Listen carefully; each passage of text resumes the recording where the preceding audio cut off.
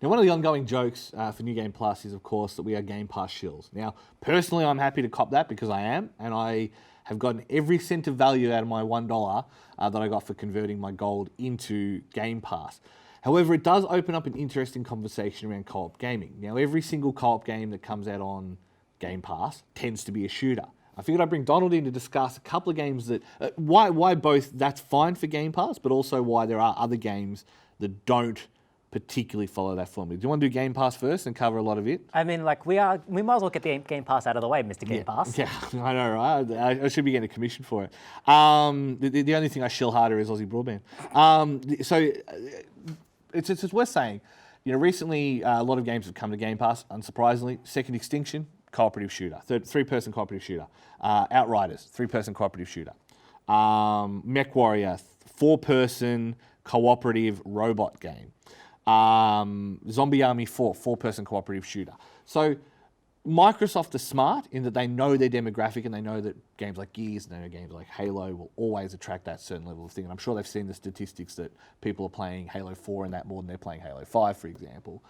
But do you worry that it's putting too much eggs in that basket, or do you reckon they're okay to keep going because they know who they're selling to? As in, I think, like, if anything, the past couple of years has taught us that there is a niche but very profitable demographic for basically anything that you could think of. So I don't think there's too much worry about flooding the market, for the want of a better word, with these 3 or 4 player co-op shooters, especially if we're about to run into a trio of alien, zombie, vampire, 4-player co-op shooters. Yes, in the next year or so. And that all happen to appear on Game Pass, by the way. Yes. But then again, the people that want single-player narrative adventures, we've got plenty of those. For you that wants a mindless co-op shooter, you've got plenty of those. And don't get me wrong, there is still a lot of single-player games that come up on Game Pass. I never would have played Spiritfarer if it hadn't have come up on on Game Pass.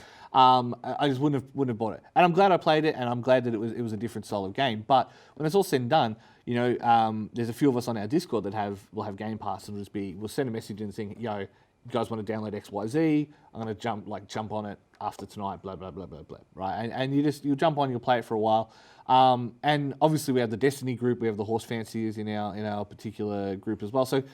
Like you say, I feel like if there's anything that modern gaming has become, it's people are happy to accept a niche and an ongoing, continued niche and be okay with that. I think one thing in the last, I'd say, 5 years is that being a B or an A title is okay again, whereas previously it was you were either AAA or you were nothing. And even then, like what's called the barrier to entry has also fallen in these past 4 or 5 years. Like just by virtue of a bunch of these games being on Game Pass. Yes. The buy-in is the monthly subscription, and then if something doesn't strike you, we'll just go to the next one, and that's not even counting the free-to-play section. Yes, correct, and that is without going into the Black Deserts and all that kind of stuff.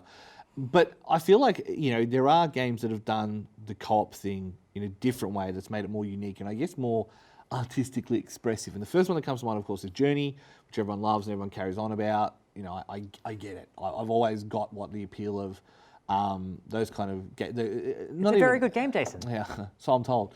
Those kind of, not even asymmetric, but those kind of more tailored co-op experiences. Because realistically, even...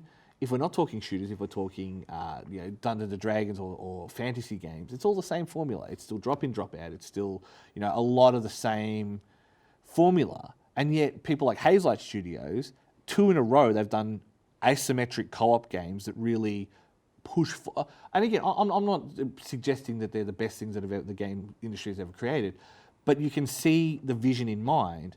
And you've got to give them points on that at the very least. Absolutely. Like all the games that you've rattled off at the start of this section, like basically the only verb that you have in those games is shoot. Yeah. As opposed, and the extent of the co-op experience is you get to verb together, as opposed to A Way Out and It Takes Two from Hazelight, where those games are built with co-op in mind. Yes. Indeed, I'm not even sure if it's possible to play those single player, like even with or with a bot. But like the way that they incorporate, that It Takes Two in particular, incorporates co-op, it's less a sort of, we do this together. It's much more call and response in that each player will have two different mechanics, and one will play into the other and vice versa. Yes, you require the other person to succeed. And the way out, obviously, a bit more of a straightforward escape prison story. So it's a lot more grounded in its storytelling, obviously, and it builds to a really great crescendo in it. But it tells a pretty simple story, even if the gameplay still has that asymmetric, you do this, I do that, you do this, I do that. It Takes Two, it gets to be fantastical. It gets to be all these things. And it gets to really... It is basically Honey, I Shrunk the Kids, but with marital issues. Yes, yeah.